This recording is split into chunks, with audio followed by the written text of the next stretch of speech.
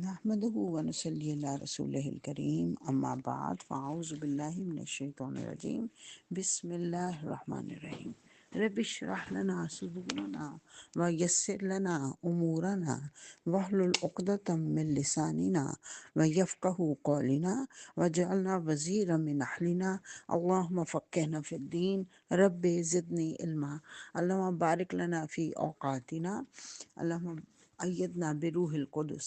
الحمدللہ مختصر دورہ قرآن کے سلسلے میں آج ہم تیسرے پارے کو سمجھیں گے۔ تیسرا پارہ سورہ البقرہ جاری ہے، آیت نمبر 253 سے اس کا آغاز ہوتا ہے، جس میں شروع میں اللہ تعالیٰ فرما رہا ہے تلک الرسل فضلنا بعضهم علی بعض، کہ اللہ تعالیٰ نے رسول انسانوں کی ہدایت کے لیے بھیجے تھے، ان کو ایک دوسرے کے اوپر اللہ تعالیٰ نے ایک دوسرے سے بڑھ چڑھ کر مرتبے عطا کیے، فضیلت عطا کی، اور ان کی پھر آگے فضیلت بتائی گئی کہ کچھ نے اللہ سے کلام کیا، اور کچھ جو ہیں ان کو اللہ تعالیٰ نے دوسری حیثیتوں میں ان کو بلند کیا، اور اللہ تعالیٰ نے بتا دیا کہ فضیلت رسولوں کو ایک سے بڑھ کر دوسرے پر ہے۔ یہ ہمارا ایمان ہے کہ ہم نے اس بات کو تسلیم کرنا ہے، لیکن رسولوں میں تفریق نہیں کرنی۔ حضرت محمد صلی اللہ علیہ وسلم نے اس سے سختی سے منع کیا کہ تفریق نہیں کرنی۔ پھر اس کے بعد اس کے اندر رکوع کے اندر اللہ سبحانہ تعالیٰ فرما رہے ہیں کہ حضرت مریم کو اللہ تعالیٰ نے روشن نشانیاں عطا کی تھیں، اور پھر بتایا اللہ تعالیٰ نے کہ میں نے تمہارے لیے تمہیں جو مال دیا ہے تم اس میں سے خرچ کرو، اور اس سے پہلے کہ وہ دن آ جائے جس دن کوئی خرید و فروخت کام نہیں آئے گی۔ اور اس کے بعد آیت الکرسی، جس کو کہ قرآن کریم کی عظیم ترین آیت کہا گیا، یہ اللہ تعالیٰ کا تعارف ہے۔ حضرت محمد صلی اللہ علیہ وسلم نے حضرت ابی بن کعب سے پوچھا کہ بتاؤ، عبد المنذر ان کا کنیت تھی، ان سے پوچھا کہ بتاؤ قرآن کی سب سے عظیم سورت کون سی ہے، آیت کون سی ہے، تو انہوں نے آیت الکرسی کا نام ذکر کیا، تو حضرت محمد صلی اللہ علیہ وسلم ان کے سینے پہ ہاتھ مار کے کہا ابو المنذر تمہیں تمہارا علم مبارک ہو۔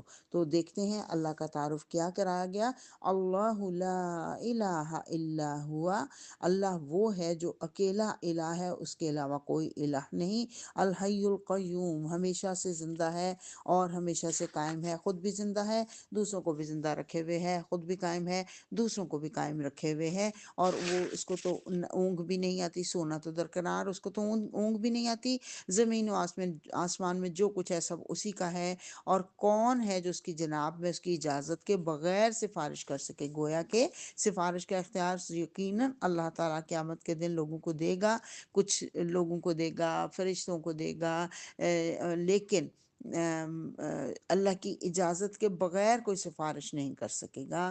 اور انشاءاللہ یہاں پہ اس قرآن پاک میں پہلی دفعہ شفاعت کا ذکر آیا، آگے چل کے مزید بھی تفصیلات ہم پڑھیں گے۔ اللہ تعالیٰ فرما رہا ہے کہ کوئی جو دنیا کے اندر لوگ ہیں، اللہ ان کا آگا بھی جانتا ہے، ان کا پیچھا بھی جانتا ہے، اللہ کو پتہ ہے کہ وہ کس اہلیت کے لوگ ہیں، اور اللہ سبحانہ و تعالیٰ کی کرسی آسمان اور زمین پر چھائی ہوئی ہے۔ کرسی سے مراد اللہ کا اقتدار، اللہ کا اختیار، اللہ کی بزرگی زمین و آسمان پر چھائی ہوئی ہے، اور ان سب کی نگہبانی اس کو تھکانے والی نہیں، کیونکہ وہ بزرگ اور برتر ذات ہے۔ پھر اللہ نے فرمایا کہ دین کے معاملے میں کوئی زور زبردستی نہیں، گویا کہ دین اختیار کرنے کے لیے کس کو زبردستی نہیں کہا جائے گا، لیکن جو دین اختیار کر لے گا، دین کا یونیفارم پہن لے گا، اس کو پھر رولز کو اوبے کرنا پڑے گا، لیکن دین اختیار کرنے میں زبردستی نہیں ہے کسی کے اوپر بھی۔ اور پھر اللہ نے فرما دیا کہ جو کوئی طاغوت کا انکار کر کے اللہ پر ایمان لے آیا، اس نے ایک مضبوط سہارا تھام لیا، فقد استمسک بالعروۃ الوثقی لا انفصام لها، جو کبھی بھی چھوٹنے والا نہیں۔ پہلے تو یہ سمجھ لیجیے طاغوت کیا ہے، طغا ہے، طغا سے روٹ ہے اس کا، اور طغا سے مراد ہے جو اپنے الہ ہونے کا اعلان کر دے۔ طاغوت بغا کی طرح سے، بغاوت ہوتی ہے کہ اللہ کی بات کو نہیں مانیں گے، یا کسی کا بھی انکار کرنے والا باغی ہوتا ہے، لیکن طغا اس سے ایک درجہ اوپر ہوتا ہے، جو صرف یہ نہیں کہتا کہ اس کی بات نہ مانو، بلکہ لوگوں کو کنونس کرتا ہے کہ تم اس کی بجائے میری بات مانو۔ تو یہ طاغوت ہے، جس کا آگے قرآن میں ہم بار بار اس کا ذکر پڑھیں گے۔ اللہ نے کہا جو طاغوت کا انکار کرے گا اللہ کے مقابلے میں، اس نے ایک مضبوط کنڈا تھام لیا، اور وہ مضبوط کنڈا کیا ہے؟ حدیث مبارکہ سے پتہ چلا تمام کنڈوں میں سے سب سے مضبوط کنڈا تقوا کا کنڈا ہے اور وہ کبھی چھوٹتا نہیں۔ ساتھ ہی اللہ تعالیٰ نے اس کی صفت بتا دی اس کنڈے کی کہ وہ چھوٹتا نہیں، اور ساتھ ہی اللہ تعالیٰ نے بتا دیا کہ اللہ تعالیٰ ایمان لانے والوں کو اندھیروں سے نکال کر روشنی کی طرف لے آتا ہے، اور جو کفر کی راہ پر چلنے والے ہیں وہ روشنی سے اندھیروں کی طرف چلے جاتے ہیں۔ دوسرے رکوع کے اندر اللہ تعالیٰ نے ذکر کیا، 3 مثالیں، 3 واقعات دے کر اس بات کی تصدیق کی گئی جو پیچھے ہم پڑھ آئے ہیں، کہ اللہ نے فرمایا وہ جس نے ابراہیم سے جھگڑا کیا تھا، اور جھگڑا کرنے والا کون تھا؟ نمرود، جس نے حضرت ابراہیم سے کہا تھا کہ ابراہیم کا رب کون ہے، اور اللہ فرما رہا ہے میں نے اس کو حکومت دے رکھی تھی، اسی لیے وہ آپے سے باہر ہو گیا، گویا کہ پھول کر آپے سے باہر ہو گیا جب اس کو کچھ اقتدار مل گیا، اختیار مل گیا۔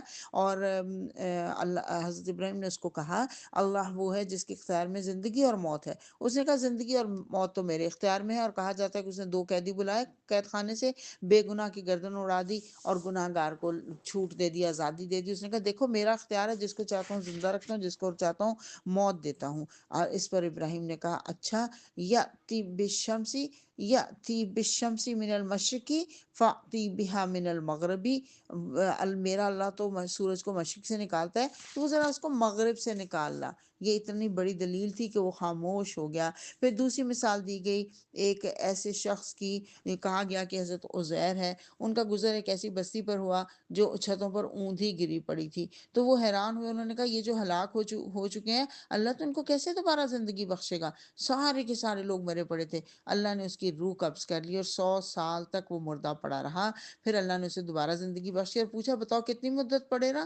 اس نے کہا 1 دن یا چند گھنٹے۔ یہ یہاں بتا دیتا ہے یہ بات کہ جو انسان مر جائے گا جب، تو اس کو کچھ پتہ نہیں کتنا ٹائم رہا، جو زندگی میں کتنی، دنیا میں کتنی زندگی گزار کے آیا، کچھ پتہ نہیں چلے گا۔ اللہ فرمائے گا حضرت عزیر کو کہ تم 100، فرمایا اللہ نے حضرت عزیر کو کہ تم 100 برس اسی حالت میں رہے ہو، اور اپنے کھانے پینے کو دیکھو، اس میں کوئی تبدیلی نہیں۔ یعنی کہ اللہ تعالیٰ نے ایک معجزہ کر کے دکھایا کہ دوبارہ زندہ کرنا اللہ کے لیے کچھ مشکل نہیں ہے۔ پھر تیسرا واقعہ حضرت ابراہیم ہی کا بیان کیا گیا کہ انہوں نے کہا کہ اللہ مجھے دکھا دے تو مردوں کو کیسے زندہ کرتا ہے۔ اللہ نے پوچھا کیا تو ایمان نہیں رکھتا؟ انہوں نے کہا ایمان تو رکھتا ہوں مگر دل کا اطمینان درکار ہے۔ تو اللہ نے فرمایا 4 پرندے لے لو، ان کو اپنے سے مانوس کر لے، پھر ان کا ایک ایک جز ایک ایک پہاڑ پر رکھ دے، پھر ان کو پکار، وہ تیرے پاس دوڑے چلے آئیں گے۔ وَعْلَمْ أَنَّ اللَّهَ عَزِيزٌ حکیم، اور جان لے کہ بے شک اللہ تعالیٰ نہایت عزیز با اقتدار ہے اور بہت حکمت سے بھرپور ہے۔ رکوع نمبر 4 کا آغاز ہوتا ہے جس میں مثال دی گئی کہ وہ لوگ جو اللہ کے رستے میں مال خرچ کرتے ہیں، ان کی مثال ایک دانے کی طرح سے ہے کہ ایک دانہ بوتے ہیں، اس میں سے 7 بالیں نکلتی ہیں اور ہر بال میں 100 دانے ہوتے ہیں۔ اس طرح اللہ جس کا چاہتا ہے عمل کو بڑھا دیتا ہے، اور یہ جو بڑھانا ہے اس کے اندر پھر واللہ یضاعف لمن یشاء، علماء کرام نے کہا اس کا مطلب ہے کہ 100 دانوں سے بھی بڑھ جاتا ہے جس کا اللہ چاہتا ہے۔ اور اللہ تعالیٰ جو لوگ اللہ کے راستے میں مال خرچ کرتے ہیں لیکن پھر اس کے ساتھ نہ تو احسان جتاتے ہیں نہ دکھ دیتے ہیں، ان کا اجر ان کے رب کے پاس ہے۔ اور پھر اللہ نے کہا کہ اگر تم کسی کو دے نہیں سکتے، کسی کے اوپر مال خرچ نہیں کر سکتے، تو کم از کم ایک میٹھا بول ہی اس کے ساتھ بول دیا کرو۔ یہ اس سے بہتر ہے کہ تم اس کو دکھ دے کر اس کو پیسہ دو، دکھ دے کر مال دو، یہ اس سے بہتر ہے۔ اور ساتھ ہی اللہ نے کہا کہ اپنے صدقات کو جتا کر نہ دو، دکھ دے کر نہ دو، اور ورنہ یہ ایسے ہی جیسے تم نے خاک میں ملا دیا۔ یعنی آپ کسی کو دیں اور ساتھ اس کو ہمیشہ جتاتے رہیں، اس صدقے سے بہتر ہے کہ تم اس کو کچھ نہ دو۔ اور جو لوگ محض لوگوں کو دکھانے کے لیے مال خرچ کرتے ہیں، اس کی مثال بڑی خوبصورت دی، ایک چٹان جس کے اوپر مٹی کی تہ جمی تھی، جیسے ہی زور کمی برسا سارا پانی مٹی کو بہا کے لے گیا، چٹان چٹیل کی چٹیل رہ گئی۔ گویا کہ دکھاوے والوں کا جو مال خرچ کرنا ہے وہ بالکل ایسے ہی ہے کہ چٹیل میدان رہ جائے گا۔ صدقہ روٹ سمجھ لیجئے، صاد دال قوف روٹ ہے، یعنی وہ چیز جو صدقہ ہوتا ہے وہ ایسا ہوتا ہے جو صدق کے دل سے دیا جائے، سچائی کے ساتھ دیا جانے والا اللہ کے راستے میں مال جو ہے وہ صدقہ کہلاتا ہے۔ اور اللہ فرماتا ہے جو لوگ اللہ کی رضا کی خاطر مال خرچ کرتے ہیں وہ ایسی باغ کی طرح سے ہے جو دگنا پھل لاتا ہے، ذرا سی پھوار پڑے تو بھی دگنا پھل آتا ہے۔ اور اللہ فرما رہا ہے کہ کیا تم چاہتے ہو کہ تمہارے پاس ہرا بھرا باغ ہو، اور جب تمہیں اس میں سے پھل اتارنے کا وقت ہے تو وہ باغ جل کے بھسم ہو جائے؟ گویا کہ ساری عمر تم نے محنتیں کی ہوں، اور اس کے ساتھ ساتھ صدقات کیے ہوں، مال خرچ کیا ہو، لیکن دکھاوا ساتھ ساتھ کرتے رہے، ساتھ ساتھ لوگوں کو دینے کے بعد اذیت دیتے رہے یا احسان جتاتے رہے، تو اخیر میں جب تمہیں پھل کھانے کا وقت آئے گا تمہارا سارا مال جھلس جائے گا، سارا پھل ضائع ہو جائے گا۔ گویا کہ یہ بتایا جا رہا ہے کہ دنیا میں تو تم لوگوں سے نیک نامی سمیٹ لو گے، لوگ تو تمہیں شہرت دے دیں گے، لیکن جب آخرت میں اللہ کے حضور حاضر ہوگے تو تمہارے ہاتھ میں کچھ نہیں ہوگا، کیونکہ تم نے یہ جو خرابیاں کر کے تم نے مال خرچ کیا ہوگا، نمبر 1 احسان جتا کر، نمبر 2 دکھ دے کر، نمبر 3 ریاکاری کے لیے۔ اگر ان 3 چیزوں کے ساتھ دیا ہوگا مال تو اس کا کوئی فائدہ نہیں۔ اپنے اپنے اصلاح کی ضرورت ہے۔ رکوع نمبر 5 میں اللہ تعالیٰ فرما رہا ہے کہ اے لوگو جو ایمان لائے ہو، اللہ کے رستے میں مال خرچ کرو، اور وہ چیز نکالو جو کہ بہترین حصہ ہو، اس کو اللہ کی راہ میں خرچ کرو۔ اپنی بری بری چیزیں چھانٹنے نہ لگ جاؤ اللہ کو دیتے ہوئے۔ کیوں؟ اس لیے کہ اگر تمہیں کوئی بری چیز دے تو تم اس کو کبھی لینا گوارا نہ کرو۔ گویا کہ جب تم اللہ کے رستے میں دے رہے ہوتے ہو تم لوگوں کو نہیں دے رہے ہوتے، یہ ذہن میں رکھو کہ تم اللہ کو دے رہے ہو، اور اللہ بہترین صفات سے متصف ہے، اس کو خوبصورت چیزیں پسند ہیں، اس کو خوبصورت چیزیں دینی چاہیے۔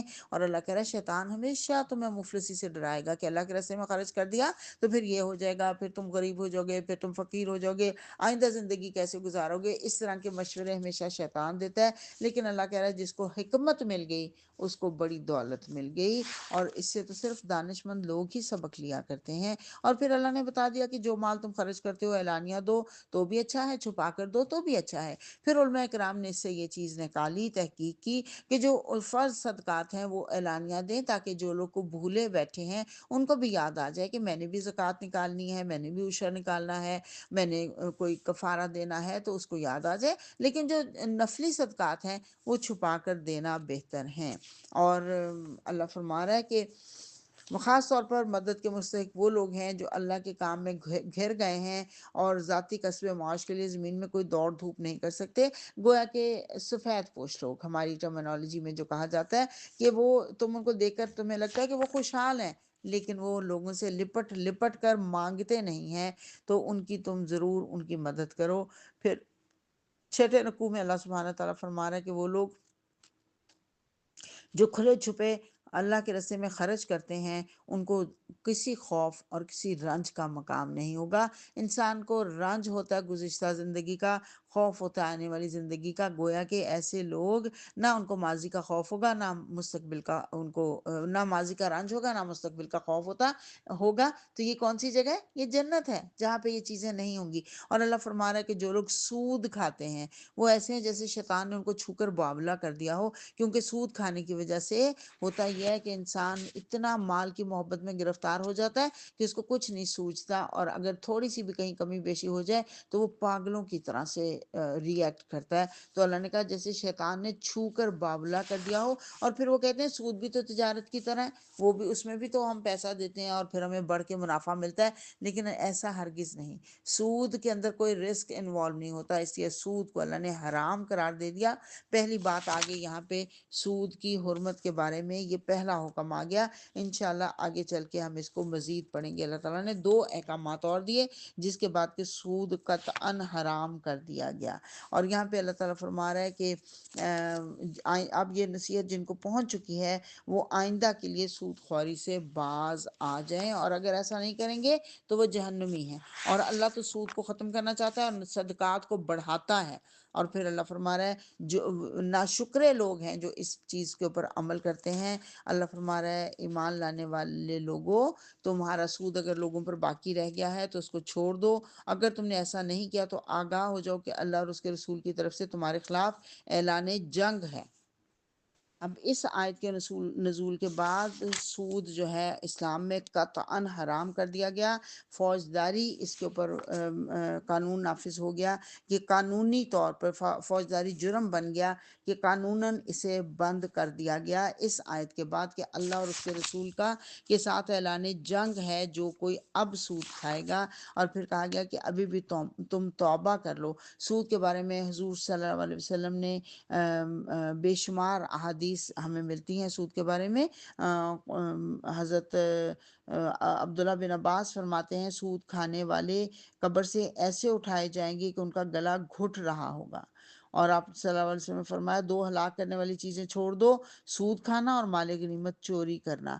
اور سود کے اگر 70 حصے کیے جائیں تو سب سے ہلکا حصہ ایسے ہے جیسے کوئی اپنی ماں سے زنا کرے، حضور صلی اللہ علیہ وسلم نے فرمایا۔ اور آپ نے یہ بھی فرمایا ایک اور حدیث میں ملتا ہے کہ ایسے ہے جیسے کوئی اپنی ماں سے 36 دفعہ زنا کرے، استغفر اللہ۔ یہ سود کے بارے میں انتہائی حکم تھا جو یہ نازل کر دیا گیا۔ اس کے علاوہ دو احکامات اور ہیں، وہ انشاءاللہ جب ہم قرآن پاک پڑھیں گے تو انشاءاللہ ساتھ ساتھ ہم اس کو پڑھیں گے، سمجھیں گے۔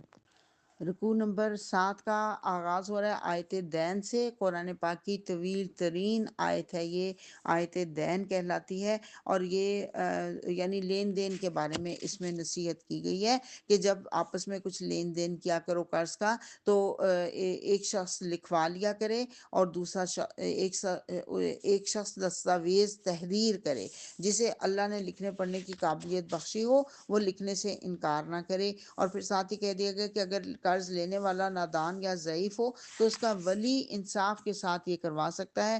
پھر کہا گیا کہ اپنے مردوں میں سے 2 آدمیوں کی اس پر گواہی کر لو، اگر 2 مرد نہ ہو تو 1 مرد اور 2 عورتیں ہوں تاکہ ایک بھول جائے تو دوسری سے یاد دلا دے۔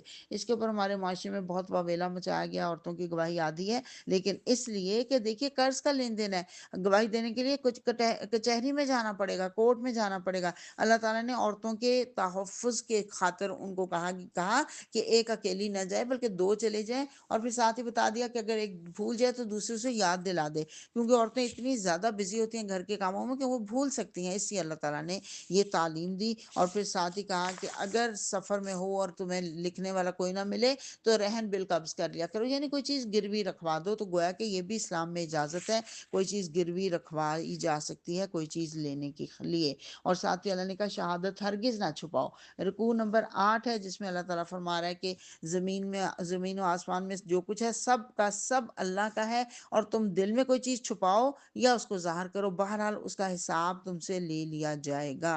اللہم حاسبنا حسابا یسیرا، ایک ایک چیز کا حساب لیا جائے گا۔ یہ بہت ہی ڈرانے والی آیت ہے، یہ ایک ایک چیز جو ہم سوچتے ہیں، جو ہم بولتے ہیں، ہر ایک چیز کا حساب ہونے والا ہے۔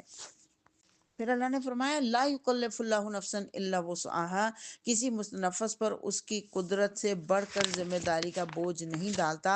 ہر شخص نے جو نیکی کمائی ہے اس کا پھل اسی کے لیے، اور جو بدی سمیٹی ہے وہ اس کا وبال اسی کے اوپر آئے گا۔ یہ آخری رکوع جو چل رہا ہے آمن الرسول، یہ آخری آیات جن کے بارے میں حضور صلی اللہ علیہ وسلم نے فرمایا کہ معراج کے موقع پہ مجھے عرش الہی کے سائے تلے سے عطا ہوئیں جو میرے علاوہ کسی اور کو عطا نہیں ہوئی۔ اور آپ نے فرمایا جو رات کو سوتے وقت اس کو پڑھ لے گا اس کو رات کے لیے کافی ہو جائیں گی، اور جو صبح اٹھ کے پڑھ لے گا اس کو پورے دن کے لیے کافی ہو جائیں گی۔ آیت نمبر 285 اور 286، یہ 2 آیات ہیں جن کو حفظ کرنا پسندیدہ ہے، ان کو حفظ بھی کرنا چاہیے۔ حضور صلی اللہ علیہ وسلم نے کہا کہ اپنی بیوی اور اپنے بچوں کو یہ یاد کرواؤ، اور وہی ہم انہی کا مطالعہ کر رہے ہیں جس میں اللہ تعالیٰ کہہ رہا ہے کسی متنفس پر اس کی قدرت سے بڑھ کر ذمہ داری نہیں ڈالی جاتی۔ اور پھر دعا کرنے کا طریقہ سکھایا گیا کہ ربنا لا تؤاخذنا ان نسینا او اخطانا، اے اللہ ہم سے غلطی بھول چوک میں جو قصور ہو جائے ان پر گرفت نہ کر، مالک ہم پر وہ بوجھ نہ ڈال جو تو نے ہم سے پہلے لوگوں پر ڈالے تھے، پروردگار جس بوجھ کو اٹھانے کی طاقت ہم میں نہیں وہ ہم پر نہ رکھ۔ اور پھر اللہ کی دعا کرنی ہے اللہ تعالیٰ واعف عنا، اے اللہ ہماری غلطیوں پر ہم اگنور کر دے، درگزر کر دے، ہماری غلطیوں کو ہمارے نامہ اعمال میں نہ لکھنا۔ وغفر لنا، اللہ اگر لکھ ہی دے گئی ہیں تو ان کو ڈھانپ لینا، ان کو بخش دینا۔ اے اللہ اگر وہ لکھ بھی دی گئی ہیں اور تو نے ان کو ڈھانپا بھی نہیں تو اللہ تو ہم پر رحم کر دینا، ہماری بچت کا کوئی رستہ نہیں اگر تو ہم پر رحم نہ فرما دے۔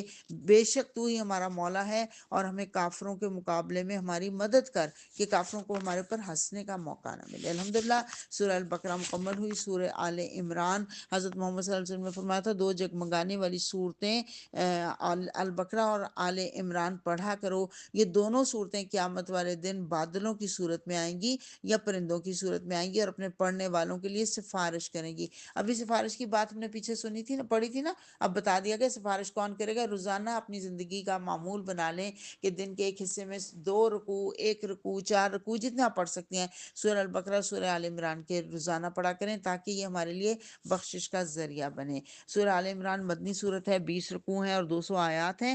آغاز ہو رہا ہے اسم اعظم سے، الف لام میم، اللہ لا الہ الا هو الحی القیوم۔ اللہ وہ زندہ و جاوید ہستی ہے جو نظام کائنات کو سنبھالے ہوئے ہے۔ الحی القیوم کے بارے میں علماء اکرام نے کہا کہ یہ اسم اعظم ہے، اس کو پڑھ کے جو دعا مانگے وہ یہ ضرور قبول ہوتی ہے۔ اللہ نے فرمایا یہ وہ کتاب ہے جو اس سے پہلے آنے والی کتابوں کی تصدیق کرتی ہے، تورات اور انجیل کی، اور زمین و آسمان کی کوئی چیز ایسی نہیں جو اللہ سے چھپی ہوئی ہو۔ اور پھر اللہ کی بتایا جا رہا ہے، طاقت کا اظہار کیا جا رہا ہے کہ اللہ ہی تمہاری صورتیں بناتا ہے ماؤں کے پیٹوں میں۔ اور پھر اس کتاب میں 2 طرح کی آیات ہیں، ایک محکمات ہیں، ایک متشابہات ہیں۔ ایمان دونوں پہ لانا ہے۔ محکمات وہ جو واضح ہیں، نماز، روزہ، حج کی جو ہمیں تلقین کی گئی، اور متشابہات ہیں ابھی ہم نے پڑھا وسع کرسیہ السماوات یا وجہ اللہ، اللہ کا چہرہ ہمیں نہیں پتا کیسا ہے، اللہ کی کرسی کیسی ہے ہمیں نہیں پتا۔ یہ متشابہات ہیں، ان کے اندر ہم نے گم نہیں ہونا، ان کے اوپر ایمان ہمارا ہے لیکن ہم نے ان کے اوپر تحقیق نہیں کرنی کہ اس کا کیا مطلب ہے۔ اللہ فرما رہا ہے جو علم میں پختہ کار لوگ ہیں وہ کہتے ہیں کہ ہمارا اس پر ایمان ہے جو اللہ کی طرف سے نازل ہوا، یعنی ہمارا کام یہ ہے جو اللہ نے نازل کر دیا ہم نے بس اس کو لینا ہے اور اسی کے مطابق زندگیاں گزارنی ہیں۔ اور پھر آیت رکوع نمبر 10 کے اندر اللہ تعالیٰ فرما رہا ہے کہ جو لوگ کفر کا رویہ اختیار کرتے ہیں، نہ ان کا مال ان کو کچھ کام دے گا، نہ اولاد، وہ دوزخ کا ایندھن بن کر رہیں گے، اور ان کا انجام ویسے ہوگا جیسے کہ فرعون کا ہوا تھا اور اس کے ساتھیوں کا ہوا تھا۔ تو اللہ تعالیٰ فرما رہا ہے کہ جو بھی محمد صلی اللہ علیہ وسلم تمہاری دعوت کو قبول کرنے سے انکار کریں گے، سب کے لیے جہنم برا ٹھکانہ ہے، اور اللہ اپنی فتح و نصرت سے جس کو چاہتا ہے مدد دیتا ہے۔ پھر اللہ نے فرمایا تمہارے لیے دنیا کے اندر، زندگی کے اندر بہت ساری مرغوبات ہیں، اٹریکشنز ہیں، عورتیں، اولاد، سونے چاندی کے ڈھیر، چیدہ گھوڑے، مویشی، زرعی زمینیں، یہ اللہ نے اٹریکشن پیدا کیا ہے، لیکن ان کے اندر کھب کے نہیں رہ جانا بلکہ ان کو استعمال کرنا ہے اپنی آخرت بنانے کے لیے، یہ یہاں پہ بتایا گیا۔ اور اللہ فرما رہا ہے جو لوگ ایمان لانے والے ہیں وہ اللہ سے دعا کرتے ہیں ربنا اننا آمنا فاغفر لنا ذنوبنا وقنا عذاب النار، اے اللہ ہم ایمان لائے، ہماری خطاؤں سے درگزر فرما اور ہمیں آتش دوزخ سے بچا لے، اور یہ صبر کرنے والے سچے لوگ ہیں۔ پھر اللہ سبحانہ تعالیٰ فرما رہا ہے کہ ان الدین عند اللہ الاسلام، اللہ کے نزدیک دین صرف اسلام ہے، اس کے علاوہ کوئی اور دین اختیار کرو گے تو اللہ کو پسندیدہ نہیں، اللہ نے تمہارے لیے دین اسلام کو چن لیا ہے۔ اور پھر اللہ نے بتا دیا کہ جو بھی اپنا چہرہ اللہ کی طرف کرے گا، قل اسلمت وجہی للہ ومن اتبعنی، اور جو کو اپنا چہرہ اللہ کی طرف کرے گا، اللہ کی سے رجوع کرے گا، اللہ فرما رہا ہے کہ پھر وہ اتباع کرے گا اللہ کے نبی کی اور اس کے پیرووں کی، وہی دراصل کامیاب ہونے والا ہے۔ اور رکوع نمبر 11 کے اندر اللہ فرما رہا ہے کہ وہ لوگ جو پیغمبروں کو ناحق قتل کرتے تھے ان کو دردناک عذاب کی خوشخبری سنا دو۔ اور پھر بتایا گیا کہ یہ وہ لوگ ہیں جو ان کو کتاب کی طرف بلایا جاتا ہے کہ وہ ان کے درمیان فیصلہ کرے تو وہ اس سے منہ پھیر جاتے ہیں، اور وہ یہ دعویٰ کرتے ہیں کہ دوزخ کی آگ ہمیں ہرگز نہیں چھوئے گی اور دوزخ کی سزا ہم کو ملے گی بھی تو بس چند روز۔ یہ یہودیوں کی بات ہو رہی ہے جو کہتے تھے کہ دنیا کی زندگی 7 دن ہے تو ہمیں 7 دن ہی دوزخ میں ڈالا جائے گا، اور دوسرا وہ یہ کہتے تھے کہ ہم نے 40 دن بچڑے کی پوجا کی تھی تو ہمیں 40 دن دوزخ میں ڈالا جائے گا پھر نکال دیا جائے گا۔ اللہ کہہ رہا ہے اس دن کیا ہوگا جب ان کی پوری کمائی کمائی کا پورا پورا بدلہ ان کو دے دیا جائے گا۔ اور اللہ فرما رہا ہے کیا کہو، اللہم مالک الملک تؤتی الملک من تشاء وتنزع الملک ممن تشاء۔ اللہ فرما رہا ہے دعا کیا کرو کہ اے بادشاہوں کے بادشاہ، تو جسے چاہے حکومت دے اور جسے چاہے چھین لے، جسے چاہے عزت بخشے اور جس کو چاہے ذلیل کر دے۔ تو بتایا جا رہا ہے اختیار کل کا کل اللہ کے پاس ہے، اور مومنین کو کہا گیا کہ وہ کافروں کو اپنا دوست نہ بنائیں، اور اللہ تمہیں اپنے آپ سے ڈراتا ہے اور اسی کی طرف تمہیں پلٹ کر جانا ہے، اور تم اپنے دل میں کوئی بات چھپاؤ یا اس کو ظاہر کرو، اللہ کے علم سے باہر نہیں ہے۔ اور اللہ فرما رہا ہے کہ رکوع نمبر 12 شروع ہو رہا ہے کہ اے نبی، لوگوں سے کہہ دو کہ اگر تم واقعی اللہ سے محبت کرتے ہو تو میری پیروی اختیار کرو، اللہ تم سے محبت کرے گا۔ بہت ہی خوبصورت سائیکل بتا دیا گیا، اگر تم اللہ سے محبت رکھتے ہو تو اللہ کے رسول کی پیروی کرو، اس کے بدلے میں اللہ تم سے محبت کرے گا۔ تم اللہ سے محبت کے دعویٰ کر رہے ہو، اللہ ریٹرن میں تم سے محبت کرے گا اور تمہاری غلطیوں کو معاف کر دے گا، کیونکہ وہ بہت معاف فرمانے والا ہے۔ تو اس سے بڑی خوشخبری کیا ہو سکتی ہے؟ پھر اللہ بتا رہا ہے کہ میں نے آدم اور نوح اور آل ابراہیم اور آل عمران کو تمام دنیا والوں پر ترجیح دے کر اپنی رسالت کے لیے چن لیا تھا۔ اور حضرت مریم کی پیدائش کا واقعہ بیان کیا گیا کہ ان کی والدہ نے دعائیں کی تھیں کہ اللہ، میں اس بچے کو جو میرے پیٹ میں ہے تیری نظر کرتی ہوں، وہ تیرے ہی کام کے لیے وقف ہوگا، میری اس پیشکش کو قبول فرما، تو سننے اور جاننے والا ہے۔ پھر جب بچی پیدا ہوئی وہ حیران رہ گئی، انہوں نے کہا یہ تو لڑکی ہے۔ اللہ نے کہا میں جانتا ہوں لڑکی لڑکے کی طرح نہیں ہوتی، لیکن اتنی خوبصورت دعا ان کے ذریعے اللہ نے ہمیں دے دی۔ انہوں نے کہا، اللہ نے فرمایا میں نے اس بچی کا نام مریم رکھ دیا، اللہ نے خود رکھا مریم نام۔ پھر اللہ فرما رہا ہے اس ماں نے دعا کی، انی اعیذھا بک وذریتھا من الشیطان الرجیم۔ کتنی عقل والی ماں تھی، انہوں نے کہا اللہ میں اس بچی کو اور اس کی نسل کو شیطان مردود کے فتنے سے تیری پناہ میں دیتی ہوں۔ ایک کتنا خوبصورت طریقہ میں بتا دیا گیا۔ اور پھر اللہ فرما رہا ہے کہ پھر اس بچی کو محراب میں رکھا گیا، اور پھر ان کی نگہبانی ان کے خالو زکریا کرتے تھے، اور انہوں نے جب محراب میں جاتے تو وہ دیکھتے اس کے پاس کھانا پڑا ہوتا، وہ کہتے مریم یہ کہاں سے آیا؟ وہ جواب دیتی اللہ کے پاس سے۔ اور یہ دیکھ کر زکریا جو بانجھ تھے، ان کی بیوی بانجھ تھی، بے اولاد تھے اور ان کی بیوی بانجھ تھی، انہوں نے اللہ سے دعا کی، قال ربی حب لی من لدنک ذریۃ طیبہ، اپنی قدرت سے مجھے نیک اولاد عطا کر، تو ہی دعا سننے والا ہے۔ جواب میں فرشتوں نے آواز دی کہ اللہ تجھے یحییٰ کی خوشخبری دیتا ہے، دوسرا نام جو اللہ نے خود رکھا۔ پہلے ہم نے پڑھا حضرت مریم کا، اور یہاں پہ بتا دیا گیا یحییٰ کا۔ حضرت یحییٰ علیہ السلام کو بڑھاپے میں، جبکہ ان کی بیوی کہا جاتا ہے 90 سال کی اور وہ خود 100 سال کے تھے، اس وقت اللہ تعالیٰ نے ان کو یہ نشانی دے دی یحییٰ علیہ السلام کی۔ اور پھر رکوع نمبر 13 آ جاتا ہے، جس میں اللہ تعالیٰ بتا رہا ہے کہ مریم سے فرشتوں نے آ کر کہا کہ اے مریم، اللہ نے تجھے برگزیدہ کیا۔ اب پہلے حضرت مریم کی پیدائش کی بات آئی، پھر ان کی عبادت گزاری کی بات آئی، اب آ رہا ہے کہ اللہ نے ان کو سلیکٹ کر لیا تھا امتحان کے لیے۔ اللہ نے کہا میں نے تجھے چن لیا، بزرگی دے دی، تمام عورتوں پر، دنیا کی عورتوں پر تجھ کو ترجیح دے کر اپنی خدمت کے لیے معمور کر لیا۔ اور پھر اس کے بعد اللہ فرما رہا ہے محمد یہ غیب کی خبریں ہم تجھے بتا رہے ہیں، یعنی عالم الغیب نہیں ہے حضرت محمد صلی اللہ علیہ وسلم، بلکہ اللہ ان کو خود یہ غیب کی خبریں بتا رہے ہیں۔ پھر اللہ نے حضرت مریم کو خوشخبری دی کہ ہم تمہیں مسیح عیسیٰ ابن مریم کے نام سے ایک اولاد عطا کریں گے۔ یہ تیسرا نام جو اللہ سبحانہ وتعالیٰ نے خود رکھا، عیسیٰ ابن مریم۔ مریم بول پڑی میرے ہاں بچہ کہاں سے ہوگا، مجھے تو کسی نے چھوا بھی نہیں۔ فرشتوں نے کہا کہ اللہ جو چاہتا ہے بس کہتا ہے ہو جا، کن فیکون، تو وہ ہو جاتا ہے۔ اور پھر اللہ نے فرمایا کہ فرشتوں نے کہا کہ اللہ اسے کتاب اور حکمت کی تعلیم دے گا، تورات اور انجیل کا علم سکھائے گا۔ پھر وہ بنی اسرائیل کے اندر رسول کی حیثیت سے آئے، اور پھر ان کو اللہ نے جو معجزات دی ان کا ذکر ہے کہ وہ پرندے کی صورت کا ایک مجسمہ بناتے، اس میں پھونک مارتے، وہ اللہ کے حکم سے پرندہ بن جاتا، اور اللہ کے حکم سے وہ اندھوں کو بینا کر دیتے، کوڑی کو اچھا کر دیتے، مردوں کو زندہ کر دیتے، اور ان لوگوں کو بتاتے کہ تم کیا کھاتے ہو اور اپنے گھروں میں کیا ذخیرہ کرتے ہو، تمہارے لیے یہی نشانی کافی ہے اگر تم ایمان لانے والے ہو۔ اور ساتھ ساتھ ہر چیز میں کہہ رہے ہیں بے اذن اللہ، اللہ کے اذن سے، یہ کسی انسان کا اختیار نہیں ہے، اللہ کے اذن سے ایسا ہو سکتا ہے۔ اور وہ کہتے ہیں میں اس لیے تمہارے درمیان آیا ہوں کہ ان چیزوں کو حلال کر دوں جو تم پر حرام کر دی گئی تھیں۔ اور پھر انہوں نے اپنی قوم سے پوچھا کون میرا مددگار بنے گا، تو جو ان کے فالوورز تھے جو ان پر ایمان لائے تھے، انہوں نے کہا نحن انصار اللہ اللہ ہم آپ کے نصارہ ہیں، اسی لیے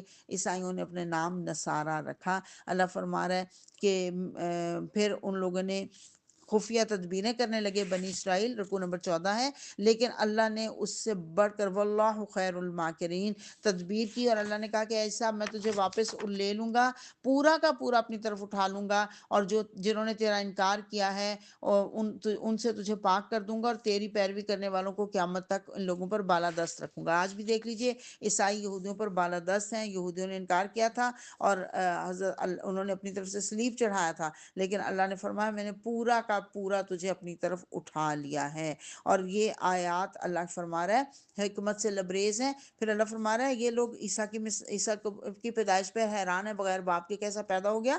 آدم کے بارے میں کیا خیال ہے؟ وہ تو بغیر ماں اور بغیر باپ کے پیدا ہوا تھا۔ اور اللہ اے محمد صلی اللہ علیہ وسلم اس کے بعد بھی اگر یہ آپ سے جھگڑا کریں تو آپ ان کو کہہ دیجئے کہ اپنے بال بچوں کو بھی لے اور خدا سے دعا کریں کہ جو جھوٹا اس پر خدا کی لعنت ہو۔ یہ بالکل صحیح واقعات ہیں۔ یہ وفد ایک آیا تھا نجران سے جس نے بہت بحث مباحثہ کیا دین کے بارے میں، اور پھر کسی طرح قائل نہیں ہو رہے تھے، تو اللہ نے کہا ان کو کہو کل پھر آ جانا اور ہم اپنے بال بچوں کو لے کے اور دعا کرنا کہ ہم میں سے جو جھوٹا ہے اس پر اللہ کی لعنت ہو۔ اگلے دن حضرت محمد صلی اللہ علیہ وسلم، حضرت فاطمہ، حضرت علی، حضرت حسن، حضرت حسین کو لے کے اپنی چادر تلے باہر نکلے، لیکن یہ لوگ دیکھ کے حضرت محمد صلی اللہ علیہ وسلم کو اور ان کے اہل بیت کو اتنا گھبرا گئے کہ اپنے گھروں سے باہر نہیں نکلے بلکہ پچھلے دروازوں سے نکل کے بھاگ گئے۔ اور ان لوگوں نے بڑے بڑے سردار آئے تھے، بڑے بڑے پادری آئے تھے، لیکن انہوں نے کہا کہ ان کے منہ سے اگر ہمارے لیے لعنت نکل گئی تو قیامت تک ہماری نسل ختم ہو جائے گی۔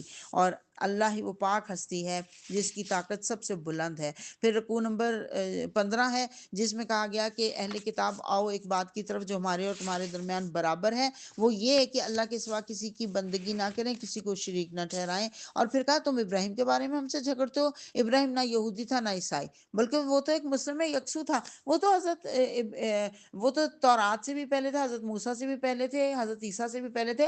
عیسائی کہتے تھے وہ عیسائی تھے، یہودی کہتے تھے وہ یہودی تھے۔ اللہ نے فرمایا نہیں، بلکہ وہ تو مسلم یکسو تھا، حنیفم مسلمن، اور ان سے نسبت کے حقدار وہی ہیں جو ان پر ایمان لاتے اور ان کے طرز عمل اختیار کرتے ہیں، یعنی کہ مسلمان۔ اور پھر اللہ فرما رہا ہے یہ لوگ چاہتے ہیں کہ تمہیں رستے سے اصل رستے سے ہٹا دیں، اور انہوں نے باطل کا رنگ چڑھا کے حق کو مشتبہ کر دیا ہے۔ اور پھر رکوع نمبر 16 ہے جس میں بتایا گیا کہ ایک گروہ ان میں سے کہتا ہے کہ صبح ایمان لے آؤ جو باتیں نبی صلی اللہ علیہ وسلم بتاتے ہیں، اور شام کو اس سے انکار کر دو۔ یہ کون لوگ ہیں؟ یہ منافقین کی بات ہو رہی ہے۔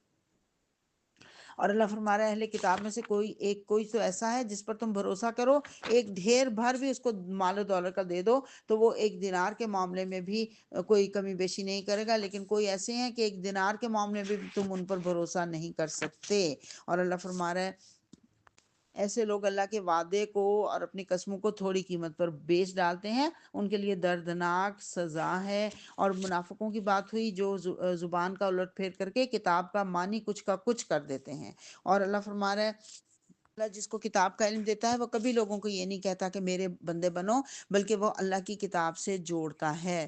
آخری رکوع 17 آ گیا جس میں اللہ نے فرمایا کہ اللہ نے پیغمبروں سے وعدہ لیا تھا کہ کتاب اور حکمت و دانش سے نوازا ہے، اگر کوئی تمہارے بعد رسول آئے گا تو تم اس کی پیروی کرو گے۔ ہر رسول سے یہ وعدہ لیا گیا، اور ہر رسول نے اپنے بعد آنے والے رسول کی پیروی کی، تصدیق کی اپنے بعد آنے والے رسول کی، اور اس کی مدد کی۔ یہ اللہ نے ہر ایک نبی سے یہ وعدہ لیا تھا، اور اللہ نے فرمایا تم بھی گواہ رہنا، میں بھی تمہارے ساتھ گواہ ہوں۔ اور اللہ فرما رہا ہے نبی ان کو کہو ہم اللہ کو مانتے ہیں اور اس تعلیم کو بھی مانتے ہیں جو اس سے پہلے آئی تھی، یعنی ابراہیم، اسماعیل، اسحاق، یعقوب اور اولاد یعقوب علیہ السلام اجمعین پر۔ اور یعنی ہم تو موسیٰ اور عیسیٰ کو بھی مانتے ہیں، دوسرے پیغمبروں کو بھی مانتے ہیں، تو لیکن تم کیا ہو کہ تم ہمیں نہیں مانتے، اسلام کو نہیں مانتے، محمد صلی اللہ علیہ وسلم کو نہیں مانتے، یعنی ایمان کی نعمت تمہارے تک نہیں پہنچی اور یہ تم ظلم کر رہے ہو۔ اور ان لوگوں پر اللہ اور فرشتوں اور تمام انسانوں کی پھٹکار ہے جس میں وہ ہمیشہ رہیں گے،